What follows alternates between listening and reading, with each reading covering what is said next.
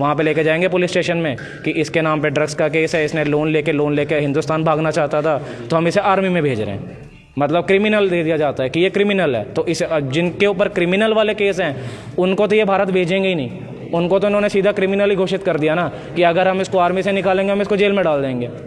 और मतलब नॉनसेंस बातें कि आप एक अदर कंट्री के बच्चे को ऐसे फंसा रहे हो। और मेरे साथ इतने बच्चे थे, वो इतना रो रहे थे, गिड़गिड़ा रहे थे कि भाई हमें भी ले चलो साथ में। मैंने कहा भाई मैं कैसे लेके जा सकता हूँ, मेरे हाथ में कुछ नहीं है, ये जिसका नाम ले रहे हैं उसको भेज रहे हैं। एक लड़का था अनूप कुमार करके, उसने खुद ही अपने पैर में गोली मार ली जब उसको रात को बताया कि कल आपको मिशन पे निकलना है। क्योंकि मिशन में ये क्या करते हैं, नदी क्रॉस कराते हैं, और नदी क्रॉस करते ही आपके सिर पे 300-400 ड्रोन खड़े हैं ऊपर। कैसे बचोगे आप? अगर आपको एक फ़ोन से भी वीडियो बन रही है तो आप बच जाओगे, पर 300-400 ड्रोन छोटी मोटी बात नहीं। और 300-400 ड्रोन, हर ड्रोन में 8 किलोग्राम का बम है। कैसे बचोगे आप? कोई ऑप्शन नहीं है आपके पास। और मैंने 8-9 लड़कों को मरते हुए देखा है ड्रोन से, क्योंकि हमारा ड्रोन पे काम था, रेडियो पे काम था, मैं उनको देखता था।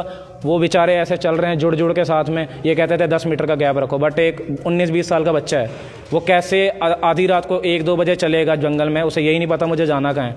वो जा रहा है, ऊपर से ड्रोन आया, बम गिरा दिया, सिर्फ कुछ नहीं बचा बॉडीज़ का। सभी इंडियंस हैं, काफ़ी कंट्रीज़ के बच्चे आ रहे हैं, इंटरनेशनल काफ़ी स्टूडेंट्स हैं, जो स्टूडेंट्स आ रहे हैं अफ्रीका के, कोलंबिया के, हर कंट्री से बच्चे आ रहे हैं। और अफ्रीका का एक केस बता देता हूँ मैं, अफ्रीका के एक बच्चे का ऐसा केस था, उसको 3 दिन में निकाल लिया उसकी सरकार ने। उसने पहले दिन वीडियो बनाई, उसको कुछ नहीं कहा, तीसरे दिन वो बंदा अफ्रीका पहुँच गया। उसका मेरे को लिटरली मैसेज आया जाके कि भाई मैं तो पहुँच गया अफ्रीका में, आप लोग नहीं गए अभी तक। मैंने कहा भाई हमारी सरकार तो हमें ये कह रही कि पहले तुम कोई पुख्ता प्रूफ दो कि तुम्हें ज़बरदस्ती लेके गए हैं।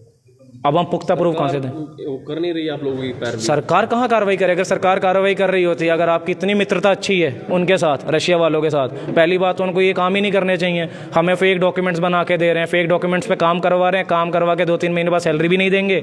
सैलरी नहीं दी, उसके बाद क्रिमिनल का वो लगा के, चार्ज लगा के आपको सीधा ऑप्शन दे देंगे, या जेल चले जाओ, आर्मी चले जाओ। कैसे बचोगे आप? और अगर हम मीडिया से सपोर्ट मांगते हैं, इंडियन मीडिया से, जो भी ये बड़े चैनल है ना, जो हम कहते हैं कि हम रियलिटी दिखाते हैं, ये दिखाते हैं, उन्होंने मेरे को कहा कि आप इंटरव्यू देने आ जाओ, बट जो हम बोलेंगे वो आपको बोलना पड़ेगा।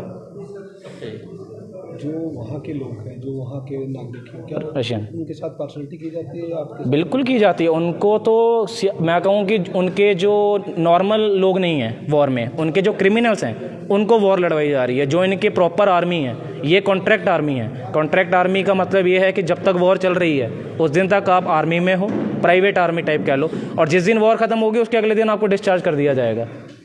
उनको क्या सैलरी भी दी गई है? सैलरी दी जाती है, बट कई लड़कों की सैलरी मरी हुई है। एक लड़का मेरे साथ था यहाँ का, हरियाणा का, वो वहाँ पे वॉर में लड़ रहा है अभी। उसका मेरे को मैसेज आया कि भैया मेरे को ये नहीं पता कि मेरे अकाउंट से 14 लाख रुपए गायब कैसे हो गए। मतलब ये खुद ही बैंक अकाउंट, बिना नंबर के तो बैंक अकाउंट